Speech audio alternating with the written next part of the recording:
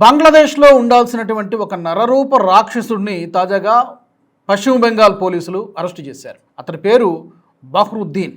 ఇతడు నరరూప రాక్షసుడు అని ఎందుకు అంటున్నానంటే, గతంలో జస్ట్ ఒక 5 years బ్యాక్ 2021వ సంవత్సరంలో ఇతడు అక్కడ కుమిల్లా అనేటువంటి ఒక ప్రాంతంలో ఒక పెద్ద హిందువులపైన ఊచకోత జరిగింది. ఆ ఊచకోతలో సుమారుగా 23 మంది హిందువుల్ని పొడిచి చంపేశారు. చిన్న ఉదంతమే, కానీ అది కావాలని హిందువుల్ని టార్గెట్గా చేసుకొని టార్గెటెడ్ కిల్లింగ్స్ జరిగాయి, టార్గెటెడ్ అటాక్స్ జరిగాయి. మనం మొహమ్మద్ యూనస్ వచ్చిన తర్వాత ఏ విధంగా హిందువుల్ని టార్గెట్గా చేసుకుని దాడులు, అత్యాచారాలు ఇవన్నీ జరిగాయో అప్పుడు కూడా 2021 సంవత్సరంలో అదే విధంగా జరిగాయి. నిజంగా అదొక అప్పుడు షేక్ హసీనా ప్రధానమంత్రిగా ఉన్నారు.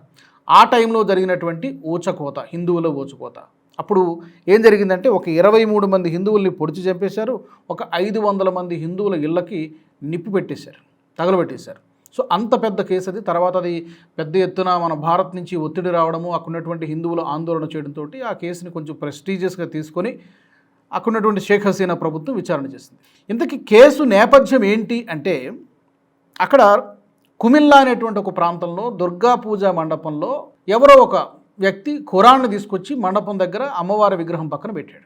ఈ ఉదంతము పెద్ద ఎత్తున వివాదానికి దారితీసింది. హిందూ ముస్లిం మధ్య ఘర్షణ వాతావరణము, కమ్యూనల్ టెన్షన్ లాగా మారిపోయింది. ఆ ఖురాన్ని తీసుకొచ్చి అక్కడ పెట్టడం, ఎవరు తీసుకొచ్చి పెట్టారు అనే దానికి సంబంధించి పర్టికులర్గా అక్కడ న్యాచురల్గానే ముస్లిం డామినేటెడ్ కంట్రీ కాబట్టి వాళ్ళదే రాజ్యాధికారం ఉంటుంది కాబట్టి దీన్ని చాలా సీరియస్గా తీసుకొని ఇది దైవ దూషణ, దైవద్రోహం అని చెప్పి ఇందాక నేను చెప్పినట్టుగా 23 మందినో 25 మందినో హిందువులు చంపేశారు, దాడులు చేసి చంపేశారు. మరి కొంతమంది ఇళ్ళకి, ఒక 500 ఇళ్ళకి నిప్పు పెట్టేశారు.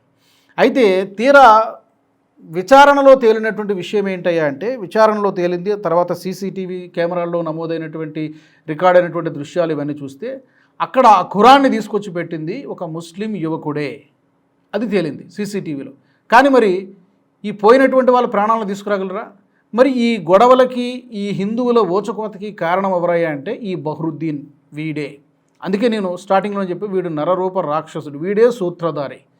సో ఈ గొడవల తర్వాత చాలామందిని అరెస్ట్ చేశారు, కానీ ఈ బహ్రుద్దీన్ మాత్రం తప్పించుకున్నాడు. బంగ్లాదేశ్లో మాయమైపోయి ఇక్కడ వెస్ట్ బెంగాల్ వచ్చి తలదాచుకున్నాడు. హ్యాపీగా అతనికి భార్య, పిల్లలు, తల్లిదండ్రులు ఇక్కడే కోల్కతాలోనే గత 5 సంవత్సరాలుగా దర్జాగా ఉంటున్నాడు. మొత్తానికి ఎప్పటి నుంచో ఇతనిపై కేసులు ఉన్నాయి. ఎక్కడో సోషల్ మీడియాలో వచ్చినటువంటి విజువల్స్ ఆధారంగా చూస్తే ఎస్, ఆ బహ్రుద్దీన్ ఇక్కడ తిరుగుతున్నటువంటి వాడు ఒకడే అని చెప్పి గ్రహించి వెస్ట్ బెంగాల్ పోలీసులు కొంచెం రెక్కీ నిర్వహించి చాలా చాకచక్యంగా ఈ బహ్రుద్దీన్ అనేటువంటి వాడిని తాజాగా పట్టుకోవడం జరిగింది. సో మొత్తానికి ఈ కుమిల్లాలో జరిగినటువంటి ప్రాంతంలో జరిగినటువంటి ఈ హింసాకాండకి బహ్రుద్దీనే ప్రధానమైనటువంటి సూత్రధారిగా తేలిపోయింది. ఇప్పుడు పశ్చిమ బెంగాల్ పోలీసుల చేతుల్లో ఇతను ఉన్నాడు. ఇప్పుడు ఇతన్ని విచారిస్తూ ఉన్నారు. విచారణలో, ప్రాథమిక విచారణలో తేలింది ఏంటంటే 5 ఏళ్లుగా ఇతడు ఇక్కడే ఉంటున్నాడు, కోల్కతాలోనే ఉంటున్నాడు. ఇతనితో పాటు అతని కుటుంబ సభ్యులు కూడా ఉంటున్నారు. ఇది మమతా బెనర్జీ ప్రభుత్వ నిర్వాకం. ఇలాంటి ఎంతోమంది ఉగ్రవాదులు లాంటి వాళ్ళకి, నరరూప రాక్షసులకు మమతా బెనర్జీ ప్రభుత్వం ఆశ్రయం ఇచ్చింది. గతంలో 2014, 2020 ప్రాంతంలో కూడా ఒక టీఎంసీ నాయకుడి ఇంట్లో కూడా పెద్ద ఎత్తున ఆర్డీఎక్స్ పట్టుబడింది. ఐఈడి అంటే మందు పాత్రలు పట్టుబడ్డాయి.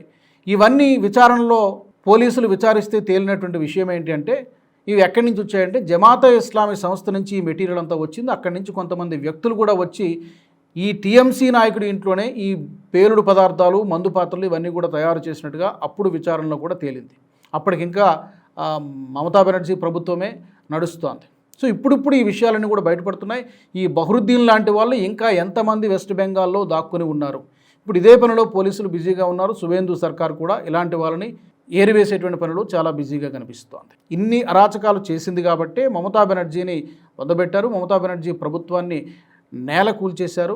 ఆకాశంలో కూర్చున్నటువంటి ఆమెను అధఃపాతాలను తొక్కేసినటువంటి పరిస్థితి. ప్రజలే కాదు, సొంత పార్టీ నాయకులు కూడా ఈ రోజున వేరు కుంపటి పెట్టేశారు. వేరే పార్టీలో విలీనం అయిపోయినట్టుగా 21 మంది ఎంపీలు, వేరే 20 మంది ఎంపీలు వేరే పార్టీలో మెర్జ్ అయిపోయినట్టుగా తాజాగా ప్రకటించారు. ఇటు ఎమ్మెల్యేలు కూడా వాళ్ళ దారి వాళ్ళే చూసుకున్నారు. సో స్వయంకృత అపరాధంగానే మమతా బెనర్జీ చేసినటువంటి తప్పులకు ఈ రోజున ఆ ఫలితాన్ని అనుభవిస్తోంది. ఈ వీడియో మీకు నచ్చినట్టయితే లైక్ చేయండి, 10 మందికి షేర్ చేయండి. అలాగే కామెంట్ల రూపంలో మీ అభిప్రాయాలను మాతో పంచుకోండి. Nationalist hub group of channels ను సబ్స్క్రైబ్ చేసుకుని తెలుగునాట జాతీయవాద జర్నలిజాన్ని ప్రోత్సహించండి. ఈ వీడియో కింద ఉన్న బెల్ ఐకాన్ పై క్లిక్ చేయడం మర్చిపోవద్దు.